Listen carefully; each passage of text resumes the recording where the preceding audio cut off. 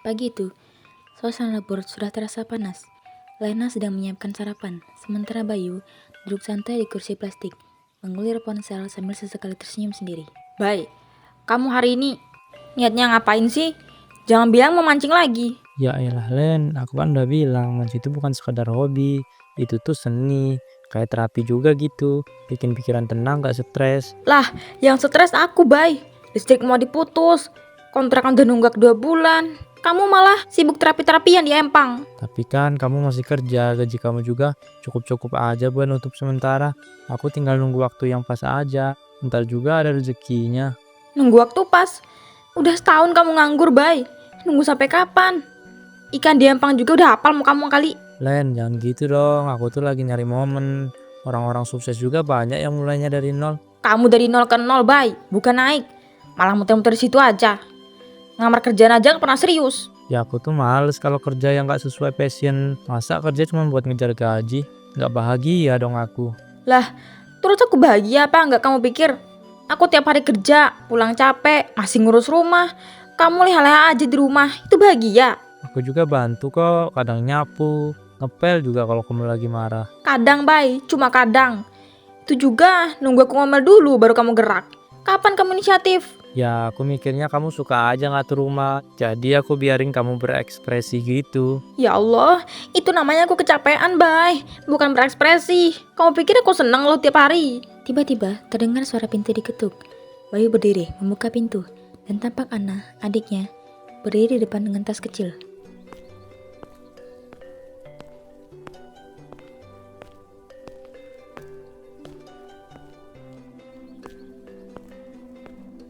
Assalamualaikum, Kak Lena. Waalaikumsalam. Ana, kamu tumben datang pagi-pagi gini? Iya kak, mau nginep beberapa hari. Di kontrakan aku lagi bocor parah. Malas tidur sambil hujan-hujanan. Pas banget, rumah jadi ramean, biar ada yang nemenin aku mancing juga nanti. Astaga, Bayu. Ana baru datang juga langsung diajak mancing. Kamu pikir ini hotel pemancingan? Mancing? Ih bang, serius? Emang abang tiap hari mancing ya? Ya iyalah, kan abang pengangguran, harus diisi dengan kegiatan positif. Tapi kerja juga positif bang. Bukannya lebih baik cari kerjaan? Duh, kamu tuh sama aja kayak Lena. Satu rumah isinya perempuan-perempuan cerewet semua. Ya kami cerewet karena kamu gak punya arah, Bay. Tiap hari mancing, pulang cuma bawa umpan doang. Ikan gak pernah ada. Serius? Nggak dapet bang? Dapat sih kadang, tapi kan bukan itu intinya. Intinya tuh ketenangan batin, nyatu sama alam. Nyatu sama alam, tapi lupa nyatu sama tanggung jawab.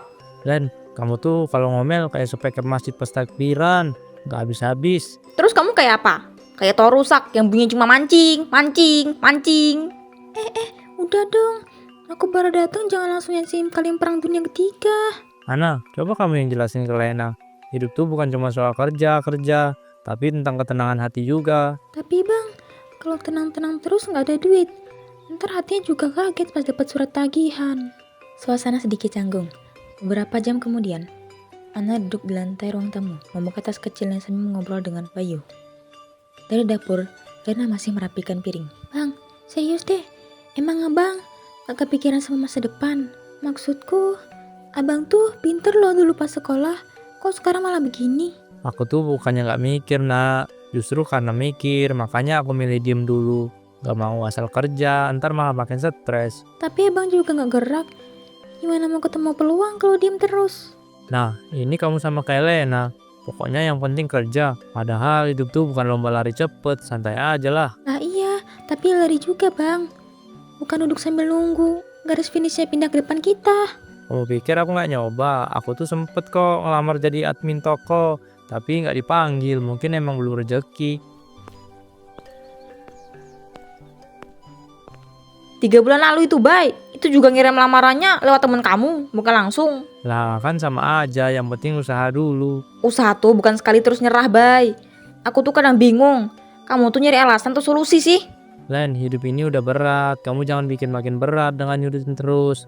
Aku juga manusia, butuh dihargai. Tapi harga itu dapat dari tanggung jawab bang.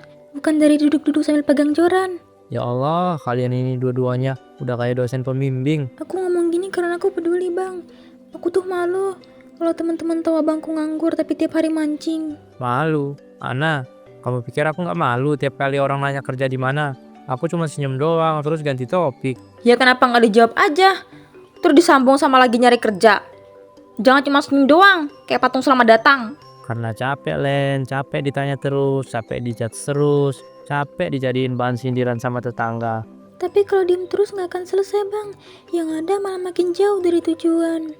Jadi maksud kalian, aku harus kerja apa aja gitu biar kelihatan sibuk? Gak gitu, Bay. Tapi mulai dulu. Jangan nunggu sempurna baru mau gerak. Dunia gak nunggu kamu siap loh. Aku tuh pengen kerja yang benar-benar aku suka, yang bisa aku banggain. Terus sekarang kamu bangga nggak jadi Raja Empang? Halah, nyindir lagi. Ya udah, memang udah nasib kali ya jadi manusia gagal. Bay, aku gak pernah anggap kamu gagal. Tapi aku kecewa. Karena kamu milih nyerah terus-terusan. Aku nggak nyerah, aku cuma bingung harus mulai dari mana. Mulai dari yang kecil bang, gak usah muluk-muluk dulu. Abang kan bisa nyetir. Ya nyoba aja jadi driver online dulu kek. Sambil nabung, sambil mikir mau ngapain lagi. Aku pikirin deh. Tapi jangan langsung maksa ya, kasih aku waktu. Waktu udah kamu pakai setahun, Bay. Aku capek nungguin terus. Tapi kalau kamu benar-benar berubah, aku akan dukung. Aku juga, asal abang serius, aku bantu juga nyari info kerjaan ya. 3 hari kemudian. Hari itu, Lena melihat termos kopi kosong dan pintu depan terbuka. Motor Bayu tidak ada di teras. Ia memanggil Ana yang sedang di kamar. Ana, kamu tahu nggak Bayu kemana? Motornya nggak ada. Nggak tahu kak, aku di kamar dari tadi. Aku cek WA-nya dulu. Ih, ini dia lagi di Empang. Ya ampun kak, balik lagi ke kebiasaan lama dong. Iya, padahal aku mulai percaya dia mau berubah. Aku juga kak, tapi kayaknya dia belum siap lepas dari Empang. Aku bisa ngerti dia butuh waktu. Tapi ini bukan cuma soal waktu. Bang Bayu kayak anak kecil yang dapat mainan favoritnya lagi. Betul, aku capek nah. Capek ngurus semua sendirian. Pintu terbuka. Bayu masuk dengan senyum lebar, membawa kantong plastik kecil. Pagi, ini dapat 2 mujair, lumayan kan? Mujair 2 ekor. Bisa bayar listrik gak itu? Lena, santai dong, aku cuma pengen tenang sebentar. Bang, 3 hari ini kamu kelihatan mau berubah.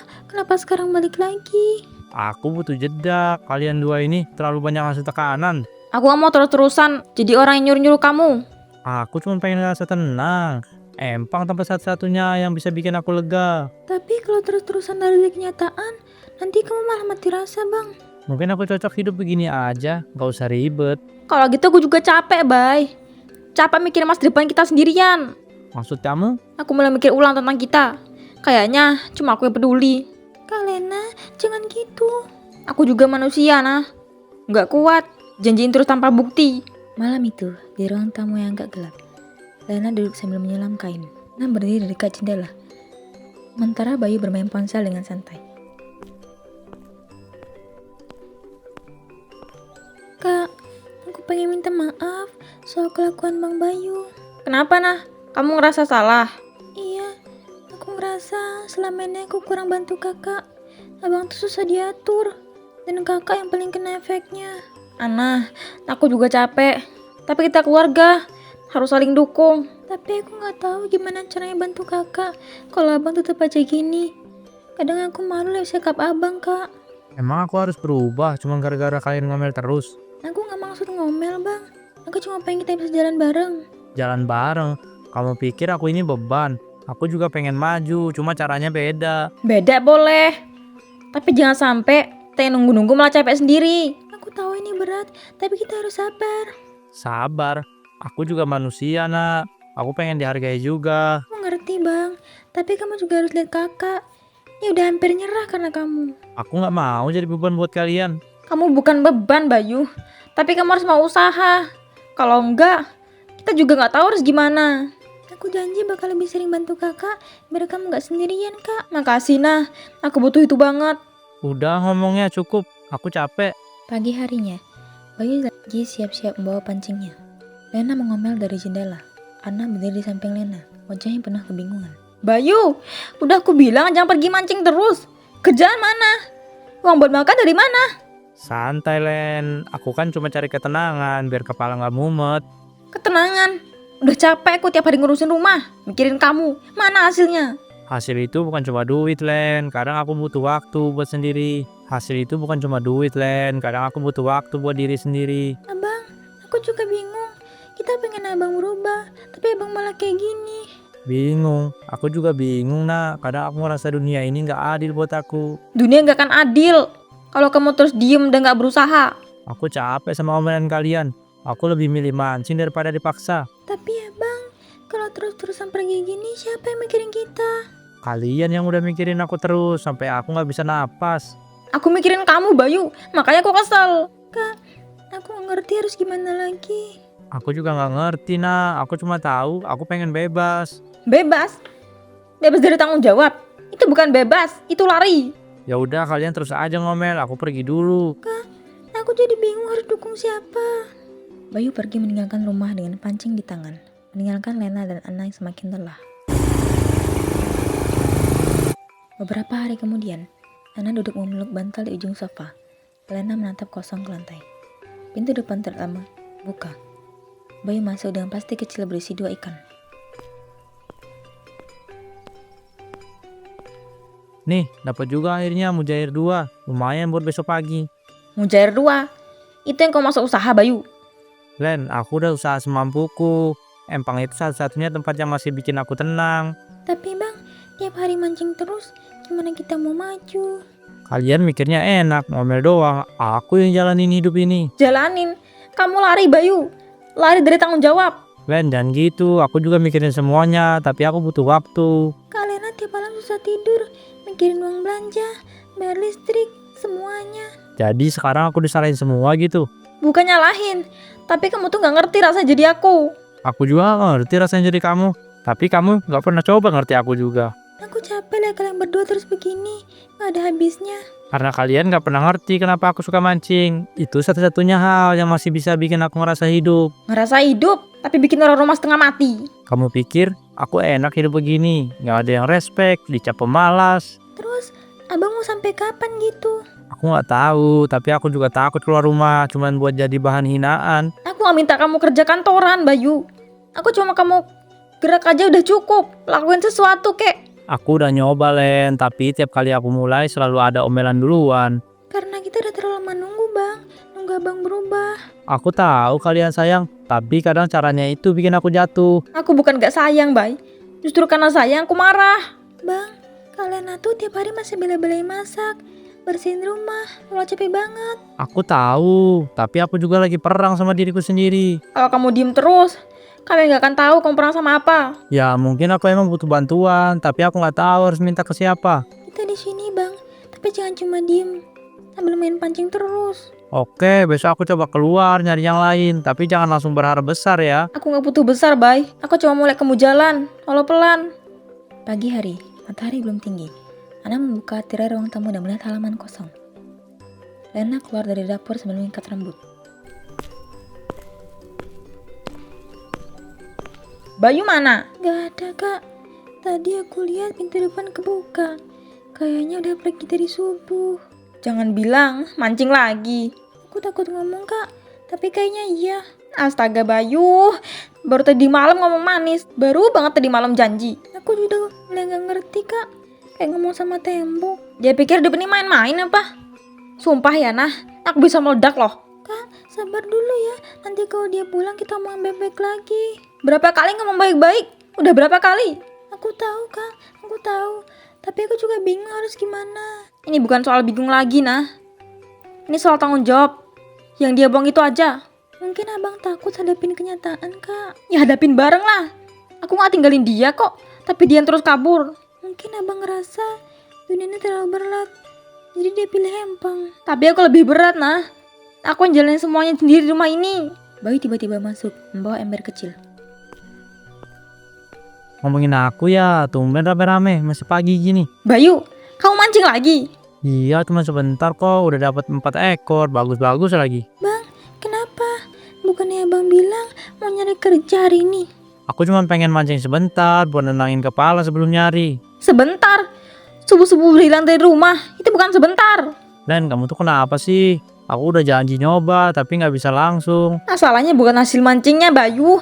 Masalahnya kamu lari terus. Bang, kalau abang terus kayak gini, Orang rumah makin kehilangan percaya. Aku juga gak minta dipercaya, nak. Aku cuma pengen waktu buat diri sendiri. Waktu? Kamu udah habisin bulan-bulan buat waktu sendiri itu. Bang, kita semua juga punya masalah. Tapi gak bisa terus-terusan ngumpet. Ya udah kalau gitu, kalian urus aja hidup kalian. Aku gak ganggu kan? Kamu gak ganggu.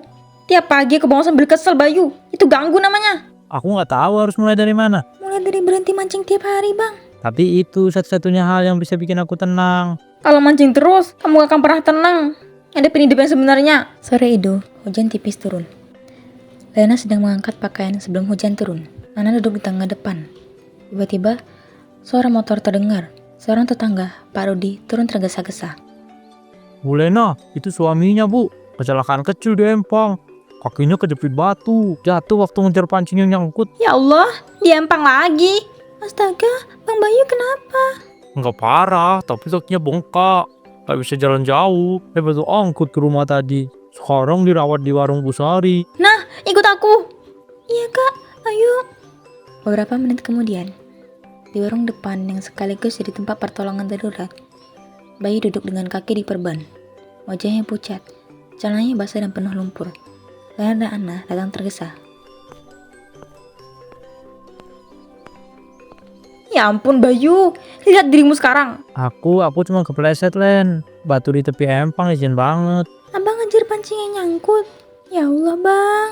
Aku pikir gampang, kayak biasa. Tapi tadi aku bener-bener panik. Kamu panik. Kami di rumah tiap hari panik, Bayu. Kamu anak-anak mancing, kami yang kebingungan. Aku tahu. Ini bukan cuma soal kaki kebengkak bang. Ini peringatan. Abang udah keterlaluan. Aku mikirin semua omongan kalian kemarin-kemarin. Tapi pagi tadi aku gak bisa nahan. Kayak udah jadi kebiasaan. Kebiasaan. Yang nyerek kamu ke sini, Bayu. Kamu tuh beruntung masih hidup. Apa ini waktunya aku dihukum? Ya mungkin memang itu bang. Abang udah terlalu lama kabur dari tanggung jawab. Aku malu, nak. Malu banget waktu Pak Rudi gendong aku keluar. Semua orang liatin aku udah kayak pecundang. Bukan soal liatin orang, Bay. Tapi selama ini kamu gak liat kami. Aku, Ana, yang tiap hari nahan diri biar gak nyerah. Aku kira aku butuh Empang buat tenang. Tapi ternyata malah bikin aku tambah terpuruk. Abang tuh butuh hadapin hidup, bukan mancing terus. Aku udah ngerasain sendiri betapa gak berartinya pancingan itu pas aku udah gak bisa jalan tadi. Terus sekarang gimana? Aku janji, Len, aku bakal berhenti mancing. Beneran berhenti. Aku minta maaf. Gak usah jadi besar bang. Buktiin pelan-pelan aja. Besok aku mau coba bantu Pak Rudi jaga warung. Katanya dia butuh orang bantuin bersih-bersih gudang. Kalau kamu serius, aku akan dukung. Aku serius. Abang akhirnya ngerasain apa yang kalian ngerasain tiap hari. Maaf, Len, maaf banget. Aku sadar sekarang kamu terlalu sabar. Jangan cuma sadar kalau udah kejadian masalah, Bay. Sadar itu harusnya dari dulu. Aku bakal berubah. Kita di sini bang. Tapi kamu yang harus jalan duluan. Aku bakal mulai kerja walau kaki aku kayak gini. Pincang gak apa-apa, asal gak balik ke Empang lagi. Enggak bakal lagi ke Empang. Udah cukup. Akhirnya, Bayu benar-benar berubah setelah kejadian itu. Kini ia bekerja bersama Pak Rudi.